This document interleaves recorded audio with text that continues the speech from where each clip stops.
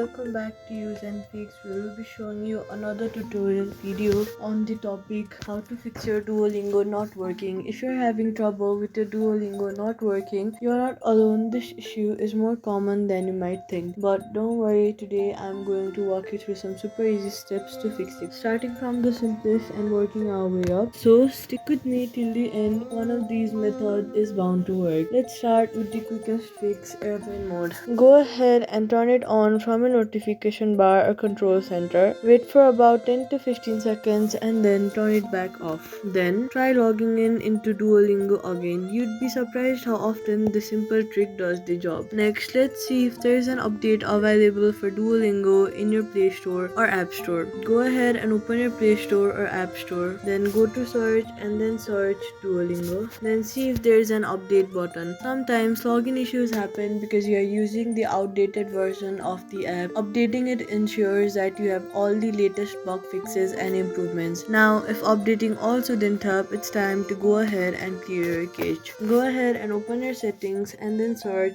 apps. Then click on the option of apps and then scroll down until you see the option of Duolingo. Now again scroll a bit down, then you'll see the option of storage, and now on the bottom right corner of your phone you'll see the option of clear cache. So hit the option of clear cache. If you're using iPhone, the closest solution is deleting and reinstalling the app, which we'll get into in a second. And if none of the previous methods help, it's time to go ahead and delete the app Duolingo from your phone and then reinstall with all the latest files and settings. In many cases, this is the final fix that solves stubborn problems and many more. And there you go. One of these methods should have helped you get back into your Duolingo account. If it did, let me know in the comments and give this video a thumbs up to help others too. And hey, if you like simple tech fixes like this, consider subscribing. Thank you so much for watching and I'll see you in the next one.